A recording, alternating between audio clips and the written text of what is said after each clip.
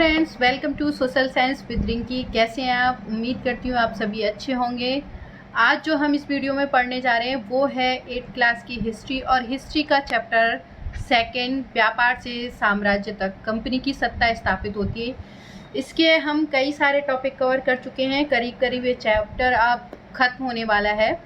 Last time जो हमने topic discuss किया था वो हमने कुछ हमारी जो नीतियां हैं उनके बारे में डिस्कस कर रहे थे। तो लास्ट टाइम जो डिस्कस की थी हमने विलय की नीति डिस्कस करी थी कि विलय की नीति क्या होता है, क्या होती है, इसके थ्रू कैसे मतलब ईस्ट इंडिया कंपनी ने हमारे जो रियासतें थी या स्टेट थी उनको ईस्ट इंडिया कंपनी में शामिल कर लिया था। तो लास्ट टाइम ये हमने डिस्कस कर चुके थे कौन कौन से स्टेट थे, वो रियासतें थी, उनको इंक्लूड किया था अपने में या शामिल किया था।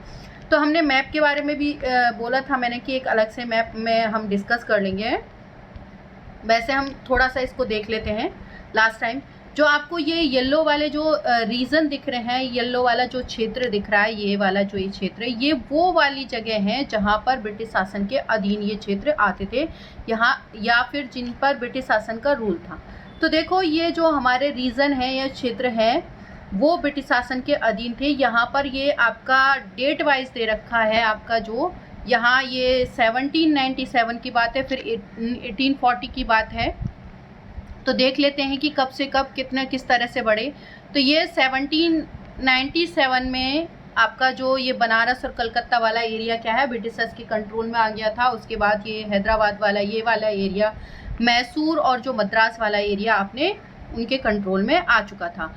उसके बाद आप देखोगे कि 1840 में इंडिया के ज़्यादातर हिस्सों पे वो अपना कब्जा कर चुके थे। जैसे आपका ये वाला एरिया जो है आपका, जैसे दिल्ली वाला एरिया हो गया, आपका लखनऊ वाला, यूपी वाला, एक तरह से बनारस हो गया, कलकत्ता हो गया, या ईस्ट के कुछ स्टेट हो गए, इधर आपका महाराष्ट्र वगैरह, हैदराबाद, मैसूर वगैरह, ये कर्नाटक वगैरह, ये सारा कुछ उन्होंने अपने कंट्रोल में कर लिया था, या कहें इन पर उनका पूरा अधिकार हो गया। अब आप देखोगे कि यहाँ आपका जो 1857 की बात हो रही है, इस पे करीब करीब ऑल ओवर इंडिया पे वो अपना कब्जा कर चुके थे। जो ये रेड रेड दिख रहे हैं बस इन एरिया को छोड़ के यहाँ पर मतलब उनकी मतलब सत्ता स्थापित नहीं हुई थी। बाकी जो एरिया आपको येलो दिख रहे हैं वहाँ करीब करीब जो आपके ब्रिटिशर्स हैं वो सत्ता स्थापित कर चुके थे।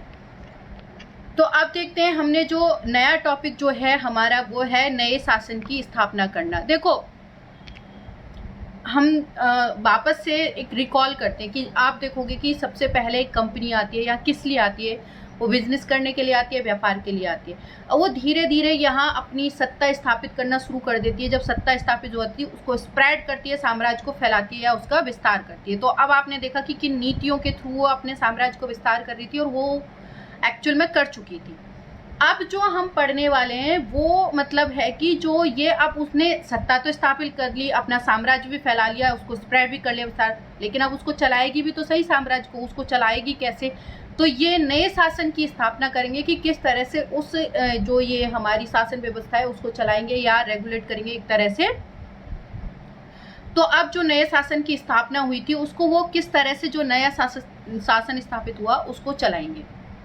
तो आइए देखते हैं।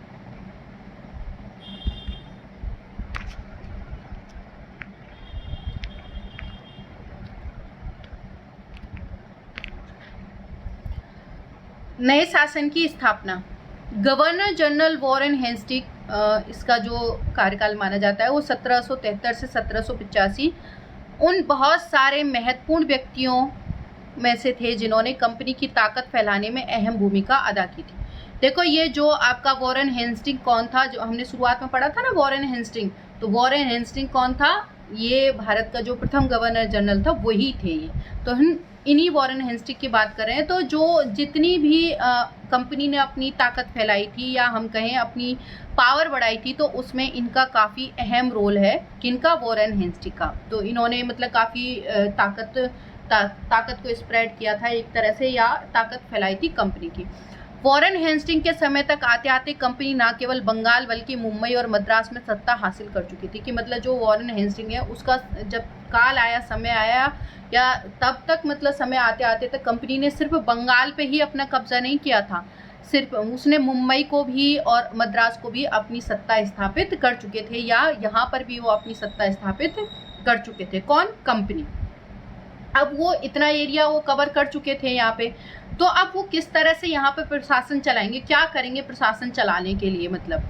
तो ब्रिटिश इलाके मोटे तौर पर प्रशासकीय इकाइयों में बटे हुए थे। तो जो जितने भी जो ब्रिटिश इलाके थे उनको क्या है एक प्रशासकीय इकाइयों में बांट दिया था, जिससे कि उन पर अच्छे से रूल किया जा सके या उसको अच्छे से चला सकें। तो प्रशासनिक तौर से उनको डिस्ट्रीब्यूट कर दिया था। अब इनको डिस्ट्रीब्यूट कैसे किया था, तो प्रेसिडेंसी में डिस्ट्रीब्यूट किया था। तो वो प्रेसिडेंसी कौन थी, तो 3 इंपॉर्टेंट प्रेसिडेंसी बनाई गई थी। कौन कौन सी, बंगाल, मद्रास और मुंबई। और हर एक का क्या है, हमने एक गवर्नर चूज कर लिया था या गवर्नर बना लिया था, और इन तीनों के ऊपर एक गवर्नर जनरल होता था जो इनको देखता था। तो प्रशासकीय इकाइयों में बटे हुए थे जिन्हें प्रेसिडेंसी कहा जाता था। इस समय 3 प्रेसिडेंसियां थी। अब 3 प्रेसिडेंसियां कौन सी थी, एक तो आपका बंगाल हो गया, दूसरा मद्रास और तीसरा आपका कौन सा हो गया, मुंबई। तो ये प्रेसिडेंसियां इंपॉर्टेंट थी या इनको 3 प्रशासकीय इकाइयों में बांटा था। प्रशासकीय इकाइयां क्या कहलाती थी, प्रेसिडेंसी। और प्रेसिडेंसी कौन सी थी इंपॉर्टेंट, बंगाल, मद्रास और मुंबई। हर एक का शासन गवर्नर जनरल के पास होता था, कि मतलब हर एक को कौन कंट्रोल कर रहा था, गवर्नर जनरल। और सबसे ऊपर कौन होता था, यहाँ हर एक का शासन गवर्नर के पास होता था और इन सब के ऊपर कौन होता था, गवर्नर जनरल। वॉरेन हेस्टिंग्स ने अपनी प्रशासकीय सुधार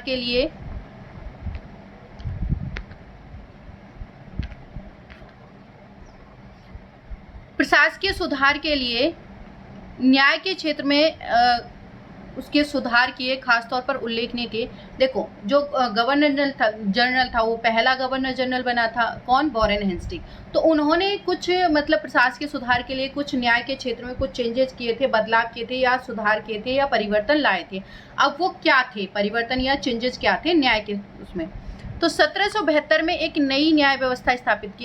ये किसने की थी, ये वॉरेन हेस्टिंग्स ने एक नई न्याय व्यवस्था बनाई थी। वो न्याय व्यवस्था क्या थी, इस व्यवस्था में प्रावधान किया गया था कि हर जिले में 2 अदालतें होंगी, एक तो फौजदारी और दीवानी अदालत। अब जो ये वॉरेन हेस्टिंग्स थे, इन्होंने जो मतलब एक तरह से नई न्याय व्यवस्था स्थापित की, तो इन्होंने उसमें क्या किया, 2 अदालतें बना दी। अब उन्होंने कहा कि 2 अदालतें होंगी, कौन कौन सी, एक तो होगी फौजदारी अदालतें और दूसरी होगी दीवानी अदालतें। जो फौजदारी अदालतें होती थी उनमें क्या होता था, फौजदारी अदालतों में क्या होता था, जो भी जितने भी लड़ाई झगड़े से इससे रिलेटेड जो भी मामले होते थे इन अदालतों में सुलझाए जाते हैं। और जो भी पैसे से रिलेटेड मामले होते थे वो किस में सुलझाए जाते थे, दीवानी अदालतों में। तो इस तरह से मतलब ये 2 अदालतें उन्होंने इस्टेब्लिश करी थी या 2 अदालतें स्टार्ट करी थी। दीवानी अदालतों के मुखिया यूरोपीय जिला कलेक्टर होते थे। देखो कितने चालू थे ये ब्रिटिशर्स, बहुत चालू थे कि इनके जो पैसे से रिलेटेड थी उसको अपने कंट्रोल में करने के चक्कर में दीवानी जो अदालत थे उनके मुखिया किसको बना देते थे, यूरोपीय जिला कलेक्टर। जैसे आज के टाइम पे भी कलेक्टर होते हैं ना, तो उसी टाइम पे जिला कलेक्टर होते थे उनके हाथ में। अब वो जिला कलेक्टर कौन होते थे, यूरोपियन होते थे। तो उनके हाथ में उसकी पावर दे दी थी कि अंतिम फैसला क्या है, डिसीजन है, कौन लेंगे, ये जिला कलेक्टर लेंगे। किन मैटरों में, दीवानी मामलों में।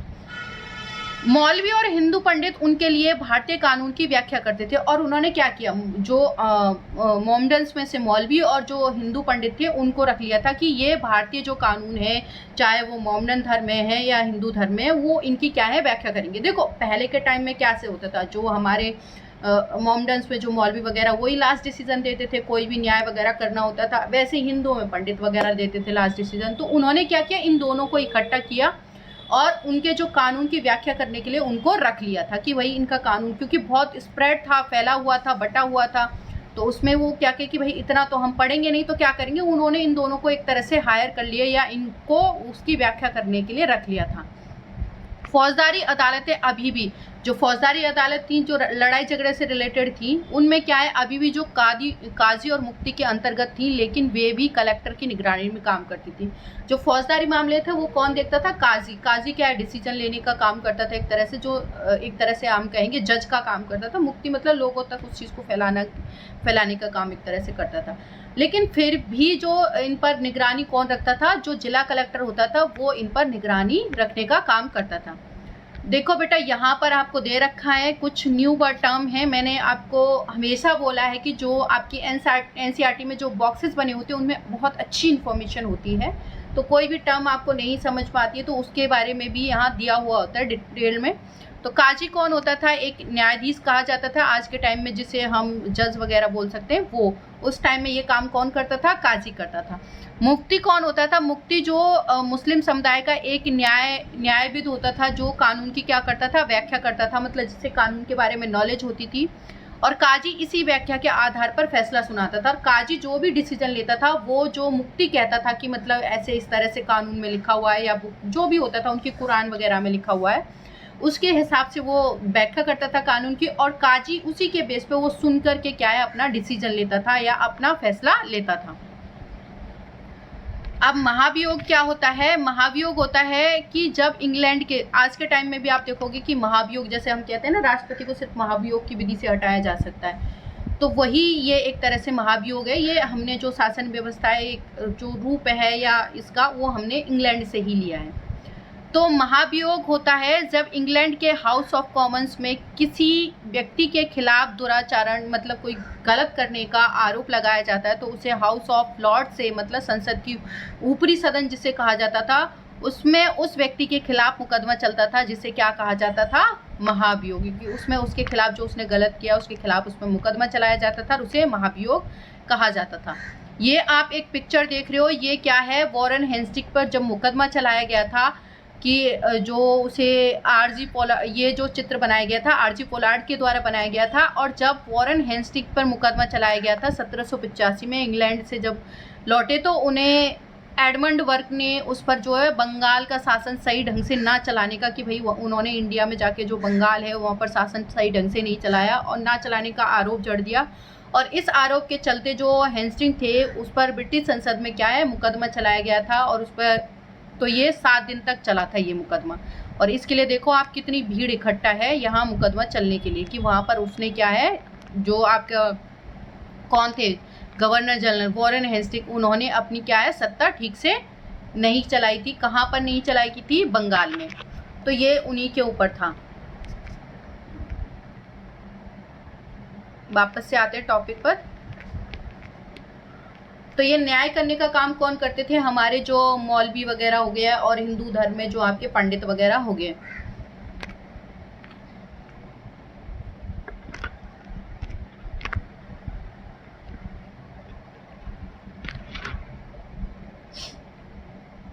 यह एक बड़ी समस्या थी कि ब्राह्मण पंडित धर्मशास्त्र की अलग अलग शाखाओं के हिसाब से स्थानीय कानूनों की अलग अलग व्याख्या कर देते थे।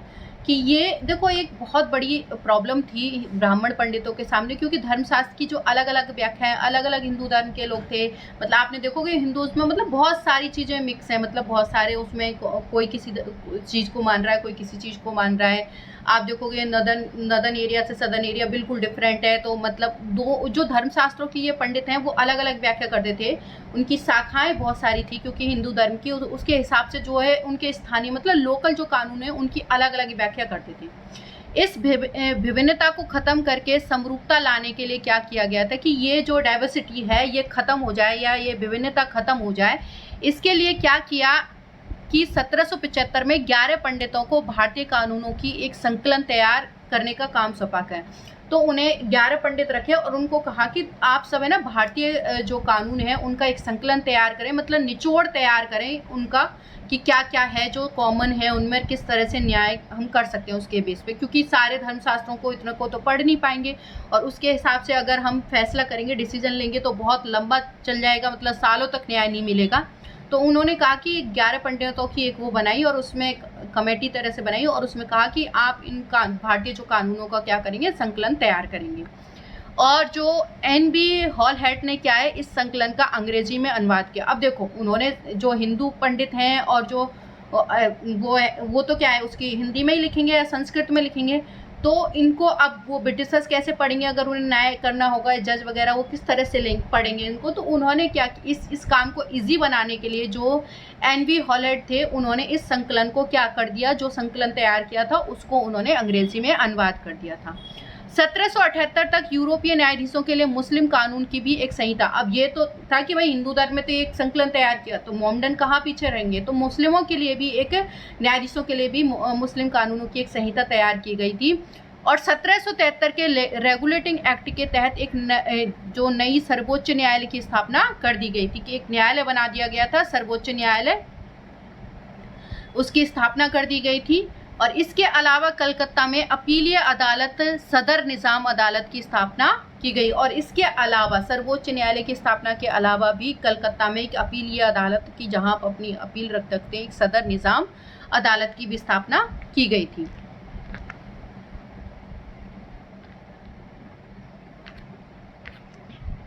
अब ये जो अदालत की स्थापना की गई थी उसमें किस तरह का पैटर्न था, मतलब एक तरह से तो भारतीय ज़िले में कलेक्टर सबसे बड़ा ओहदा होता था। कि आपने देखा कि जो ओहदा सबसे सर्वोच्च किसका होता था, जिला कलेक्टर का, क्योंकि जिला कलेक्टर कौन होता, ऑब्वियसली ब्रिटिशर्स होते थे, तो सबसे पावर ज़्यादा किनको दी गई थी, कलेक्टर को ही दी गई। जैसा कि नाम से ही पता चलता है उनका मुख्य काम क्या होता था, मुख्य काम क्या होगा, लगान और कर इकट्ठा करना, तथा जो न्यायाधीश होते थे वो क्या करते थे, पुलिस और अधिकारियों व दरोगा की क्या है सहायता से जिलों में क्या है कानून व्यवस्था बनाए रखते थे और बनाए रखना होता था उनका कानून। इस कार्यालय या जो कहेंगे कलेक्ट्रेट में जो है सत्ता और संरक्षण का नया केंद्र बन गया, जिसने पुराने जो सत्ता केंद्र हैं उनको हंसिए पर क्या है ढकेल दिया, मतलब जिस तरह से, मतलब एक तरह से किनारा कर दिया या साइड कर दिया था। ये हमारा टॉपिक खत्म हो गया है। यहाँ कुछ वॉरेन हेस्टिंग के मतलब वर्ड हैं, उन्होंने कुछ बोला है, क्या कहा है उन्होंने, देखते हैं। मैं सबके शत्रु और उत्पीड़क पर महाभियोग चला रहा हूँ। सॉरी, वॉरेन हेस्टिंग के बारे में है कि कहा जा रहा है उनके बारे में कि मैं सबका जो शत्रु है वो या उत्पीड़क है उस पर क्या है महाभियोग चला रहा हूँ। वॉरेन हेस्टिंग के महाभियोग की कार्रवाई के दौरान एडमंड बर्क ने एक उत्तेजनापूर्ण भाषण दिया, जिसका एक हिस्सा इस प्रकार है। जब वॉरेन हेस्टिंग पर महाभियोग लगा था तो उस वक्त जो एडमंड बर्क थे उन्होंने एक भाषण दिया था, स्पीच दिया था, और वो क्या थी स्पीच, देखते हैं। मैं उनके मतलब किनके, हेस्टिंग के ऊपर भारत के लोगों की ओर से महाभियोग चला रहा हूँ, जिनके अधिकारों को उन्होंने पैरों तले क्या है रौंदा है।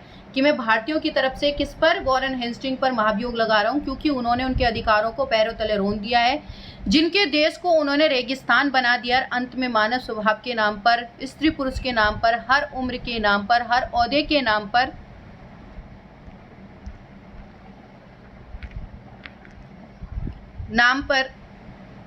सबके साझा शत्रु और सबके उत्पीड़क पर क्या है महाभियोग लगा रहा हूँ। कि सबका जो साझा शत्रु है वो कौन है, वॉरेन हेस्टिंग, और उसके हिसाब से वो उन पे क्या कर रहे हैं, मुकदमा चला रहे हैं। तो इस तरह से जो हमारा ये इन्होंने क्या कर दिया था कि मतलब जो नई व्यवस्था स्थापित कर दी थी, शासन की नई व्यवस्था स्टार्ट कर दी थी, कि किस तरह से उन्होंने मतलब जो अदालतें थी वो बनाई थी, किस तरह से जो हिंदू और मुस्लिम जो उनका संकलन किया था, मतलब धर्मों का एक तरह से कानूनों की व्याख्या करी थी, ये सारा कुछ उन्होंने कर दिया था ताकि वो अच्छे से रूल कर पाएँ या उनको डिसीजन लेने में हेल्प हो।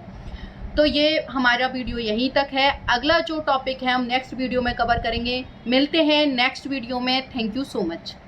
नेक्स्ट वीडियो जो हमारा होगा वो होगा कंपनी की फौज।